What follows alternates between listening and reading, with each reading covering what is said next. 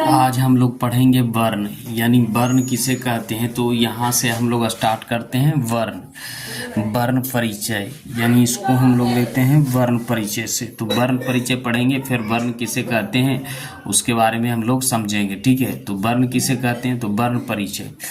तो वर्ण परिचय, वर्ण किसे कहते हैं। वर्ण उस मूल ध्वनि को कहते हैं जिसे खंड या टुकड़ा नहीं किया जा सकता। तो वर्ण की परिभाषा क्या होगा, तो वर्ण उस मूल ध्वनि को कहते हैं जिसे खंड या टुकड़ा नहीं किया जा सकता। तो हम इस वर्ण को देखिए, ये वर्ण है ओ आ ई को ये इत्यादि कहते हैं। इसको हम ना खंड कर सकते हैं ना टुकड़ा कर सकते हैं। वर्ण उस मूल ध्वनि, ध्वनि का मतलब होता है आवाज, मतलब उस ध्वनि का कहते हैं जिसे खंड या टुकड़ा नहीं किया जा सकता। तो ना तो हम इसको ओ आ ई को का इसको टुकड़ा कर सकते हैं, ना तो कुछ कर सकते हैं। इसे क्या कर रहे हैं, वर्ण उस मूल ध्वनि को जिसे खंड या टुकड़ा नहीं किया जाता। ये सभी वर्ण है। तो ये सभी कौन सी वर्ण है, ओ ई को गो ये इत्यादि, ये सभी वर्ण है। ना तो इसे हम खंड कर सकते हैं ना तो टुकड़ा करेंगे। ये सभी वर्ण है, क्योंकि इनका खंड नहीं किया जा सकता है। ये जितना आप देख रहे हैं इसका खंड नहीं किया जा सकता है। उदाहरण द्वारा मूल ध्वनि को स्पष्ट किया जा सकता है कि राम और गया में चार मूल ध्वनि जिनका खंड नहीं किया जा सकता, जैसे रो प्लस ओ और मो प्लस ओ। तो ये क्या है गया, इसका चार मूल ध्वनि है ना, चार वर्ण है। रो में क्या छिपल है, आ छिपल है। मो में आ छिपल है, जैसे गया। तो गया में कितना छिपल है, गो में ओ छिपल है। ये सारा ध्वनि है, गो ओ यो या। तो ये मूल ध्वनि, इन्हें अखंड मूल ध्वनि को वर्ण कहते हैं। इन्हें अखंड मूल ध्वनि को क्या कहते हैं, वर्ण कहते हैं। तो ये सब क्या है, वर्ण हो गया, ये वर्ण हो गया, ये वर्ण हो गया। तो इन्हें क्या कहेंगे, वर्ण मूल ध्वनि जिसे खंड या टुकड़ा नहीं किया जा सकता है। इन्हें खंड मूल ध्वनि को वर्ण कहते हैं। इन्हें अखंड, जो अखंड हो गया इसे क्या कहेंगे, जिसको खंड नहीं किया जा सकता, अखंड मूल ध्वनि वर्ण कहते हैं। हर वर्ण की अपनी लिपि होती है। हर वर्ण की क्या होती है, अपनी लिपि होता है। लिपियों के वर्ण संकेत भी कहते हैं। लिपियों के क्या होता है, वर्ण संकेत विकर्ण। वर्णों के समूह को हम वर्णमाला कहते हैं। हिंदी में 48 वर्ण है जो इस प्रकार है। तो हिंदी में क्या है, 48 वर्ण है, ठीक है। तो वर्ण किसे कहते हैं, तो वर्ण उन मूल ध्वनि को जिसे खंडी या टुकड़ा नहीं किया जा सकता। तो देखिए ये 48 वर्ण है जो इसमें, जैसे हम लोग देखते हैं यहाँ से देखिए 48। तो ये स्वर वर्ण है, ओ आ ई हर्षही हर्षहु दुर्गहु री ए ऐ ओ औ अंग। तो ये 11 है। अब हम लोग व्यंजन वर्ण क्या है, को खो गो घो अड़ो, ये को वर्ग है। चो छो जो झो यो चो वर्ग है। टी टो ठो डो ढो नो टो वर्ग है। तो थो दो धो नो टो वर्ग है। पो फो बो भो मो पो वर्ग है। यो रो लो बो तलम सो, चार वर्ण है, यानी छो तरो उस चार वर्ण है ढूंढ। और ये क्या है, बिंदु है, अंस्वर है और डबल बिंदु विसर्ग, योग 2 है ना, योग 2 है। तो इस तरीके से हम लोग देखेंगे और आगे बढ़ते हैं। तो वर्ण दो प्रकार के, वर्ण के भेद, वर्ण के आगे चुप रहे। वर्ण के दो भेद होते हैं। वर्ण के दो प्रकार के होते हैं, एक स्वर्ण और दूसरा व्यंजन वर्ण। तो अब इस लोग का परिभाषा हम देखेंगे, स्वर वर्ण और व्यंजन वर्ण, है ना। स्वर वर्ण को इंग्लिश में कहते हैं वोवेल, किसे कहते हैं, तो स्वर वर्ण किसे कहते हैं। स्वर वर्ण उन वर्णों को कहते हैं जिनका उच्चारण किसी दूसरे वर्णों की सहायता के बिना बोला जाता है। यानी स्वर वर्ण उन है जो किसी वर्णों की सहायता नहीं लेता है, तो उसे क्या कहेंगे, स्वर वर्ण कहते हैं। तो स्वर वर्ण में एक खासियत है, किसी वर्णों की सहायता नहीं लेता, बिना सहायता के लिए ही बोला जाता है। इसका उच्चारण कंठ तल्लु के उपयोग होता है, जीभ होंठ का नहीं। तो इसका जो उच्चारण होता है कंठ और तल्लु का उपयोग होता है, जीभ का और होंठ का नहीं। ये दो प्रकार के हैं। मूल स्वर जैसे ओ आ ई हर्षहु दुर्गहु हर्षहु ए ऐ। संयुक्त स्वर, तो संयुक्त किसे कहते हैं, तो ए और ए मिलके ऐ बना है, और ओ और ऐ मिलके औ बना है ना। मूल स्वर के दो भेद होते हैं, हर्षुकर और दीर्घिकर। हर्षुकर में आ ई हर्षहु री उच्चारण के कम समय लगता है। दुर्गहु जैसे ओ ई उ ए ऐ औ का उच्चारण दूना समय लगता है। तो ये हो गया। अब हम लोग पढ़ते हैं व्यंजन वर्ण, है ना। तो व्यंजन वर्ण अब होगा व्यंजन वर्ण, यानी इंग्लिश में कहते हैं कॉन्सोनेंट, किसे कहते हैं। व्यंजन वर्ण उन वर्णों को कहते हैं जिनका उच्चारण में स्वर वर्ण की सहायता ली जाती है, यानी स्वर वर्ण की सहायता ली जाती है, उसे क्या कहेंगे, व्यंजन वर्ण। जैसे को खो गो चो छो दो धो या इत्यादि, ये तो व्यंजन वर्ण है। विसर्ग है, अतः सभी वर्णों में व्यंजन है। हर एक व्यंजन में ओ स्वर ध्वनि का मिला छिपा, जैसे को में को, तो ओ छिपा है, को बोलते हैं तो ओ छिपा है, खो में क्या है, खो में ओ छिपा है, गो में क्या छिपा है, ओ, पो में ओ, पा में इत्यादि। तो ये क्या है, तो हर में जैसे को बोलते हैं तो को में क्या छिपा, को में ओ छिपा है, गो में ओ छिपा है, खो में, तो हर में क्या है, छिपा हुआ है। तो जैसे को में मतलब को में क्या छिपा, ओ, खो में क्या छिपा, ओ, गो में ओ छिपा है, चुम। तो इसमें क्या है, व्यंजन मनुष्य का जो स्वर्ण वर्ण की सहायता से बोली जाती है उसे व्यंजन वर्ण करते हैं। तो देखिए यहाँ हम 3 प्रकार के भेद हैं, स्पर्श, अंतः, अधम, उष्मा। तो ये ट्री है और ये व्यंजन का गुच्छा, एक ट्री है, व्यंजन है, और कुसुम, स्पर्श या कवर्ग, चवर्ग, टवर्ग, परवर्ग, चवर्ग, उष्मा, ये सब क्या है, ये सब है ना। तो यहाँ पे हम लोग यहाँ अब देखते हैं, देखिए स्पर्श व्यंजन, स्पर्श जो करते हैं कवर्ग कहलाता है, टवर्ग, चवर्ग, टवर्ग, तवर्ग और पंचवर्ग। अतः अंतः, स्था व्यंजन 4 हैं। व्यंजन कितने हैं, 4 हैं यो, रो, लो, वो। उष्मा व्यंजन भी 4 है, तलमसो, मूर्धन्यसो, धन्यसो हो। इन सारे व्यंजनों को व्यंजन गुच्छा के रूप में ऊपर चित्र में दिखाया जा सकता है। ये क्या है, ऊपर चित्र में दिखाया जा सकता है, ठीक है। अब हम लोग देखेंगे वर्णों की मात्राएं। व्यंजन वर्ण की उच्चारण जिन मूर्ध, स्वर, ध्वनि, चिन्ह का स्वर होता है उन्हें मात्राएं कहते हैं। यह मात्राएं 10 होती है, जैसे 1, 2, 3, 4, 5, 6, 7, 9, 10। तो ये मात्रा क्या है, 10 है। यह मात्राएं केवल व्यंजन में ही लगती हैं, जैसे को, काकर का, कोरसकी, कोद्रकु, कोद्रकु, केकर की, केकर, ओकर को, कसर कर। तो ये सब क्या है, सिर्फ व्यंजन वर्ण में लगते हैं। स्वर वर्णों की हर सुकर, दीर्घ, छंद में लघु, गुरु मात्रा होती है जो व्यंजन में लगने वाली उन मात्राओं में होते हैं। हाँ, व्यंजन में लगने वाले स्वर प्रयोग 10 रूपों में की जाती है। अनुस्वर और विसर्ग, यह दोनों व्यंजन है। अनुस्वर और विसर्ग क्या है, यह दोनों व्यंजन, क्योंकि इनको उच्चारण में स्वर वर्ण मिला रहता है। ओ और ऊपर अनुस्वर आ पर यहाँ डबल बिंदु हो तो आ हो जाएगा। तो क्या है, ये तीर का निशान लगा है, और यहाँ या अयोग, या अयोग वह इसलिए है क्योंकि स्वर्ण के बाद किंतु स्वर से अलग अयुक्त लिखा या बोला जाता है। हिंदी में विसर्ग व्यवहार में अधिकतर नहीं होता है, कुछ ही स्वरों और स्वर वाले व्यंजन में विसर्ग लगाया जाता है, जैसे अ, अंत, दुख, ये सब क्या है, इसमें विसर्ग का प्रयोग होता है। अब देखिए ढो और ढो हिंदी के 2 अतिरिक्त टवर्गीय व्यंजन है जो शब्द हैं जिनके शुरू में नहीं आता है। इनका किसी व्यंजन के संयुक्त रूप में भी नहीं होता है। संयुक्त व्यंजन और संयुक्त अक्षर, छो, त्रो और अक्षो और ज्ञो हिंदी में संयुक्त व्यंजन है। इनका स्वतंत्र व्यंजन नहीं है, इसलिए हिंदी वर्णमाला में इन्हें पर्याय स्थान नहीं दिया जाता है।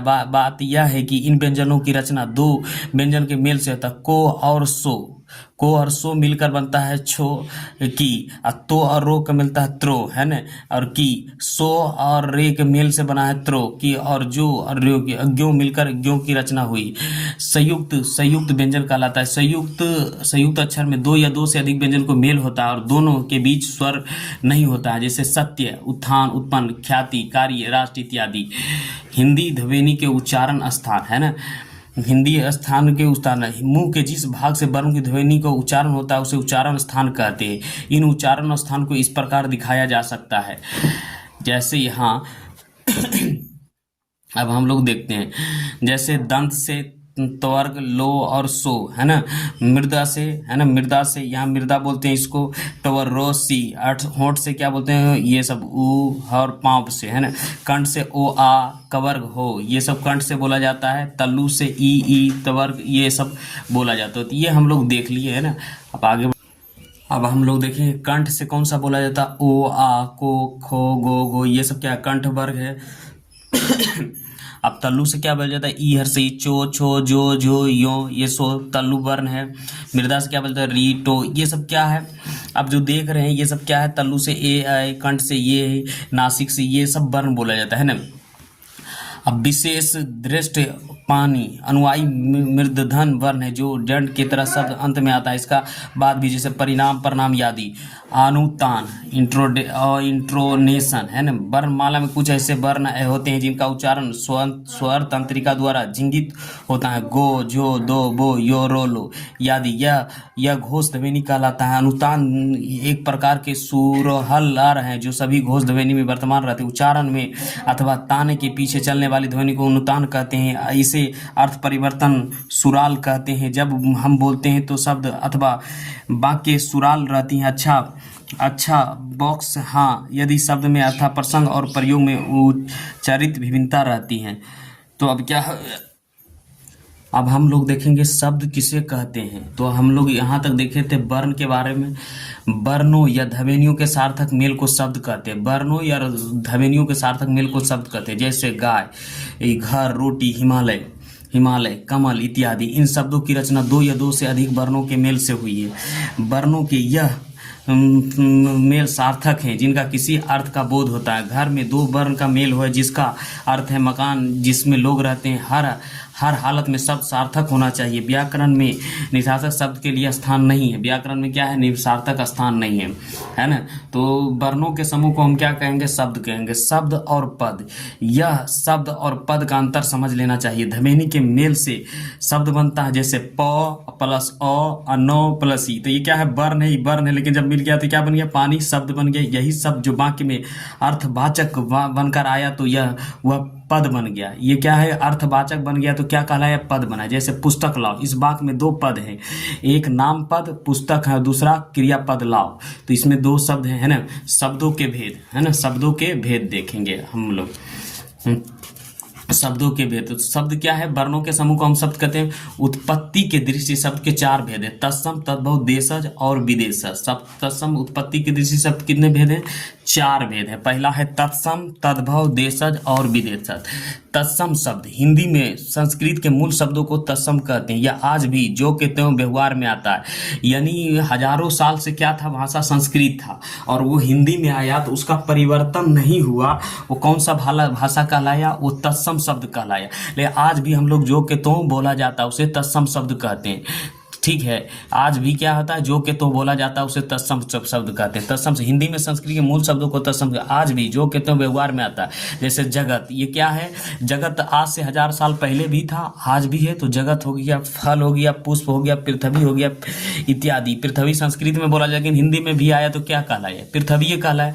तो ये कौन सा भाषा हो गया, ये तत्सम भाषा हो गया। यानी संस्कृत से लिया गया, हिंदी में आया, लेकिन उसका मूल का परिवर्तन नहीं हुआ। वो कौन सा है, तत्सम कहलाया। तद्भव, तद्भव तत्सम के बिगड़े रूप को तद्भव कहते हैं। अग्नि तत्सम का आग है, तो अग्नि से बिगड़ गया, क्या हो गया, आग हो गया। तद्भव कुब्ज का तत्सम कुबाड़ है। तद्भव कपूर का कपूर इत्यादि। ये तत्सम के बिगड़े रूप को तद्भव कहते हैं ना। देशज शब्द, देशज शब्द देश के बोले चाल में पाए जाने वाला देशज कहते हैं। मूल रूप से पता नहीं चलता है। जैसे मान लीजिए देश शब्द का जन्म अपने देश यानी भारत में हुआ, उसे क्या कहेंगे, देशज शब्द कहेंगे। यानी ये भाषा कहाँ तक सीमित रह गया, ये गांव तक भाषा सीमित रह गया, तो इसे क्या कहेंगे, देशज शब्द कहेंगे। जिस शब्दों का जन्म अपने देश यानी भारत में हुआ उसे देशज कहेंगे। ठीक है, जैसे मान लीजिए डिबिया, डिबिया कहाँ, गाँव तक। फगनी, तेंदुआ, लोटा, पगड़ी, ये सब देशज शब्द है। जिस शब्दों का जन्म यानी देश में यानी भारत में हुआ उसे क्या कहिएगा, देशज शब्द है ना। तो देशज शब्द यानी अभी हम लोग देखेंगे विदेशज शब्द है ना। विदेशज शब्द, जिन शब्दों का जन्म विदेश में हुआ है उन्हें विदेशज शब्द कहते हैं। तो जैसे जिन शब्दों का जन्म कहाँ हुआ, विदेश में हुआ, उसे क्या कहेंगे, विदेशज शब्द कहेंगे। तो हमारे देश में नहीं, यानी हमारे देश से बाहर जिन शब्दों का जन्म हुआ उसे विदेश में कहें। जैसे अंग्रेजी शब्द कहाँ से आया, हॉस्पिटल अंग्रेजी शब्द है, डॉक्टर, बुक, टेबल इत्यादि। ये सब अंग्रेजी शब्द आया अंग्रेज से है ना। फारसी शब्द कौन है, आराम, अफसोस, किनारा, गिरफ्तार, गिरोह इत्यादि। ये सब कौन सा शब्द है, ये सब फारसी शब्द है। अरबी में क्या है, अरबी में असर, किस्मत, ख्याल, दुकान, मदद इत्यादि। ये सब कौन सा भाषा है, ये सब अरबी भाषा है। हिंदी में शब्द का व्यवहार इन्हीं रूप में होता है। तो हिंदी में क्या है, इन्हीं रूप में होता है। लेकिन ये सब क्या है, आराम हम लोग बोलते हैं, लेकिन ये कहाँ की भाषा है, ये फारसी भाषा है। असर बोलते हैं हम, तो असर कहाँ का भाषा, अरबी भाषा है ना। यहाँ तक समझे, उत्पत्ति के दृश्य शब्द के 4 भागों में बांटा गया। अब हम लोग रचना, बनावट या रचना के दृश्य शब्द के 3 भाग में, रूढ़, यौगिक और योग रूढ़ है ना। तो ये तीनों ये क्या चाहिए, बचना या बनावट या रचना के दृष्टि। तो रूढ़ शब्द, जिन शब्दों का खंड किए जाने पर कोई अर्थ ना निकले उसे रूढ़ शब्द कहते हैं। जिन शब्दों को खंड करने पर कोई अर्थ ना निकले, जैसे नाक शब्द का खंड करने पर नौ प्लस को दोनों कोई अर्थ नहीं निकलता है, क्या कहेंगे, रूढ़ शब्द कहेंगे। अब हम लोग देखते हैं यौगिक, ऐसे शब्द है जो दूसरे शब्द के मेल से बना हो, जिनका सभी खंड सार्थक हो, यौगिक शब्द कहलाता है। ऐसे शब्द जिनका दूसरे खंड मेल से बना हो, जिनका खंड पर्ण में लिखे, जैसे घोड़सवार, तो घोड़ा और सवार, तो क्या हो गया, घोड़सवार, घोड़ा और सवार। विद्यासागर, तो विद्यासागर क्या हो गया, विद्या अलग चीज हो गया, सागर एक अलग चीज है, दो शब्द से मिलकर। हिमालय, तो विद्यालय, विद्या जोड़ालय, विद्या जोड़ालय, तो विद्या अलग चीज, आलय ऐसा है ना। तो दो शब्दों के मेल से ऐसा शब्द जो दूसरे शब्द से मिला, जिनका खंड करने करने पर सभी का सार्थक हो तो उसे क्या कहेंगे, यौगिक शब्द। अब योग रूढ़ शब्द क्या देखेंगे, योग रूढ़ शब्द। योग रूढ़ शब्द मतलब योग रूढ़ ऐसे यौगिक शब्द जो साधारण छोड़कर विशेष अर्थ ग्रहण कर योग रूढ़। जैसे पंकज क्या हो गया, पंकज का हिंदी कमल हो गया। लंबोदर को क्या छोड़ के गए, गणेश जी, चक्रपाणी, विष्णु इत्यादि। तो ये क्या कहलाया, ये योग रूढ़ शब्द है। रूपांतर की दृष्टि से अब हम लोग पढ़ेंगे रूपांतर के दृष्टि से। रूपांतर के दृष्टि शब्द के दो प्रकार होता है, विकारी शब्द और विकारी शब्द। तो विकारी शब्द वह शब्द है जिनके रूप, लिंग, वचन, कारक और पुरुष के अनुसार बदलता रहता है, उन्हें विकारी शब्द कहते हैं। ऐसे विचार है, जैसे संज्ञा भी एक शब्द है, सर्वनाम भी शब्द है, विशेषण भी शब्द है, क्रिया भी क्या है, शब्द है। तो विकारी वह है जिनके रूप, लिंग, वचन, कारक और पुरुष के अनुसार बदलता रहता है। ऐसे चार प्रकार, संज्ञा, सर्वनाम, विशेषण, क्रिया। और विकारी शब्द, और विकारी शब्द वह जिनके रूप नहीं बदलता है, वाक्य में उनका रूप बना रहता है, वो विकारी है या अवयव कहलाता है। और विकारी का मतलब बदलता नहीं है। इस प्रकार के शब्द क्रिया, विशेषण या संबंध, वाचक, समुच्चय और विस्मय आदि होते हैं। ये भी शब्द है ना। रूपांतर के दृष्टि से कहाँ है, रूपांतर के दृष्टि शब्द के दो है, विकारी शब्द, अविकारी शब्द। तो ये चार शब्द है अविकारी शब्द जिनके रूप नहीं बदलता है, वाक्य में उनका मूल रूप बना रहता है, विकारी अवयव कहलाता है। जैसे इस प्रकार के विकारी और विकारी शब्द 8 भेद हो। इनका नाम इस प्रकार है, संज्ञा, सर्वनाम, विशेषण, क्रिया, क्रिया विशेषण, संबंध वाचक, समुच्चय बोधक, विस्मय आदि बोधक। तो अब हम लोग पढ़ेंगे संज्ञा, है ना। तो संज्ञा क्या है, तो संज्ञा यानी इंग्लिश में बोलते हैं नाउन। तो संज्ञा क्या है, किसी वस्तु, स्थान, व्यक्ति या भाव को नाम को संज्ञा कहते हैं। जैसे हिमालय, श्याम, घड़ी, चादर, पुस्तक, लाज, ठंडक आदि। यानी दुनिया में जितना भी नाम है उसे हम क्या कह सकते हैं, संज्ञा कह सकते हैं। तो दुनिया में जितने भी नाम है हम उसे संज्ञा कहते हैं। किसी व्यक्ति, वस्तु, स्थानों को, नामों को क्या कहते हैं, संज्ञा कहते हैं। तो ये विकारी और विकारी शब्द मिलकर कितने बट गए, तो संज्ञा क्या है, ये 8 नाउन है। तो ये संज्ञा समझ में आ गया। तो संज्ञा के अब हम लोग पढ़ेंगे संज्ञा के भेद। संज्ञा के भेद यानी संज्ञा के भेद, जातिवाचक यानी कॉमन नाउन, व्यक्तिवाचक यानी प्रॉपर नाउन, समूहवाचक यानी एब्स्ट्रैक्ट नाउन, भाववाचक एब्स्ट्रैक्ट नाउन, समूहवाचक कलेक्टिव नाउन, दर्ववाचक मटेरियल नाउन, है ना। तो यह क्या हो रहा है, तो हम लोग को देखिए यहाँ पहले हम लोग को पढ़ना चाहिए। अच्छा कुछ बात नहीं, किताब में हम जैसे है उधर क्या है, जातिवाचक संज्ञा। इससे जाति भर का बोध होता है। जैसे गाय, फूल, फल, पहाड़, नदी, मनुष्य इत्यादि। इसे क्या बोलेंगे, जातिवाचक संज्ञा। व्यक्तिवाचक संज्ञा, इससे किसी एक व्यक्ति या पदार्थ का बोध हो। जैसे हिमालय, गंगा, पटना, राम, रावण, विष्णु, ब्रह्म। ये सब क्या हो गया, ये सब व्यक्तिवाचक संज्ञा हुआ। भाववाचक संज्ञा, इससे किसी व्यक्ति या वस्तु या गुणों का, धर्म या स्वभाव आदि का बोध हो। उस जैसे बुढ़ापा, सच्चाई, ईमानदारी, लंबाई, मिठास, महत्व इत्यादि। ये क्या है, भाववाचक संज्ञा। समूहवाचक संज्ञा, समूहवाचक संज्ञा, इससे समूह अथवा समुदाय का बोध होता है। जैसे वर्ग, सेना, सभा, गुच्छा इत्यादि। इसे क्या होता है, समूहवाचक संज्ञा कहते हैं। यहाँ द्रव्यवाचक संज्ञा, इसे किसी द्रव्य या धातु का बोध हो। जैसे दूध, सोना, चांदी, घी, पानी, पीतल इत्यादि। ये क्या है, द्रव्यवाचक संज्ञा। जिसे मापा या तौला जाए किंतु गिनना संभव नहीं, उसे द्रव्यवाचक संज्ञा कहते हैं। सर्वनाम, सर्वनाम यानी प्रोनाउन, है ना। संज्ञा अथवा नामों के बदले जिन शब्दों का प्रयोग होता है उसे सर्वनाम कहते हैं, उन्हें सर्वनाम कहते हैं। संज्ञा अथवा नाम के बदले, संज्ञा यानी जो भी है, यानी नाम के बदले। देखिए नामों के बदले जिन शब्द, सर्वनाम। उदाहरण के लिए कल दिलीप आया और दिलीप ने कहा दिलीप के 2-4 दिन कलकत्ता जाएंगे। यह दिलीप संज्ञा है, 3 बार प्रयुक्त हुआ, जिसने वाक्य के सुंदरता को नष्ट हो गई है। अतः इस वाक्य को यदि हम ऐसे इस तरीके से कह सकते हैं, वह सुंदर और सरल हो जाएगा। कल दिलीप आया और उसने कहा कि मैं 2-4 दिनों से कलकत्ता जाऊंगा। यहाँ दूसरे और तीसरे दिलीप के स्थान पर उसने और मैं का प्रयोग किया गया। यह सर्वनाम का उदाहरण है। हिंदी में सर्वनाम, यह सर्वनाम है। मैं, जैसे मैं, तुम, आप, यह, वह, जो, सो, कोई, कौन, यह। ये क्या है, सर्वनाम है। जो भी है नाम के बदले आया, तो कि दिलीप के नाम के बदले मैं आया है और उसने आया, तो क्या है, सर्वनाम है। अब हम लोग देख लेंगे सर्वनाम के भेद। सर्वनाम के 6 भेद है। पुरुषवाचक सर्वनाम, निश्चयवाचक सर्वनाम, अनिश्चयवाचक सर्वनाम और संबंधवाचक सर्वनाम, निजवाचक, प्रश्नवाचक सर्वनाम, है ना। पुरुषवाचक सर्वनाम, है ना। पुरुषवाचक सर्वनाम स्त्री और पुरुष के मेल के पुरुष कहते हैं। स्त्री और पुरुष के मेल को क्या कहते हैं? पुरुष कहते हैं। हिंदी व्याकरण में पुरुष चेतन भी होता है और जड़ भी होता है। राधा स्त्री वाचक चेतन पुरुष हैं, जब वही रस्सी स्त्री वाचक जड़ होता है। पुरुष सर्वनाम पुरुष, स्त्री और पुल्लिंग के नामों के बदले आने वाले शब्द को कहते हैं। पुरुष के लिंग के अनुसार क्रिया का व्यवहार होता है। मैं पुरुष वाचक सर्वनाम के व्यवहार जब स्त्री करेगी तब उसकी क्रिया स्त्री होगी। जब मैं जाती हूँ तब इसके विपरीत जब पुरुष करेगा व्यवहार करेगा तो उसकी क्रिया में क्या होगा? जैसे मैं जाता हूँ। इस प्रकार पुरुषवाचक सर्वनाम के लिए पहले से लिंग स्पष्ट एवं नियत रहता है। यह लिंग के स्थान पर आता है, उन्हीं के अनुसार लिंग समझा जा सकता है ना। तो क्या है? पुरुष क्या होता है? तो पुरुषवाचक सर्वनाम क्या होता है? जो इसके बदले में आता है, जो नाम के बदले में आता है, तो पुरुषवाचक सर्वनाम। तो ये जाता है तो है ना। तो पुरुषवाचक सर्वनाम के 3 भेद हैं। पहले है उत्तम पुरुष, मध्यम पुरुष, अन्य पुरुष। इनका प्रथम पुरुष, अन्य द्वितीय पुरुष और तृतीय पुरुष भी कहते हैं। प्रथम, द्वितीय और तृतीय भी कहते हैं। उत्तम को क्या कहते हैं? प्रथम, और मध्यम को दूसरा, और उत्तरनी को तीसरा पुरुष कहते हैं। उत्तम पुरुष फिर कहने या बोलने वाले को उत्तम पुरुष कहते हैं। जैसे मैं, हम लोग कारक और वचन के अनुसार उत्तम पुरुष के इस प्रकार बांटते हैं। जैसे यहाँ से हम लोग देखते हैं कर्ता, मैंने एक वचन, और हम लोग में क्या होगा? हम लोगों ने बहुवचन। कर, मुझे या मुझको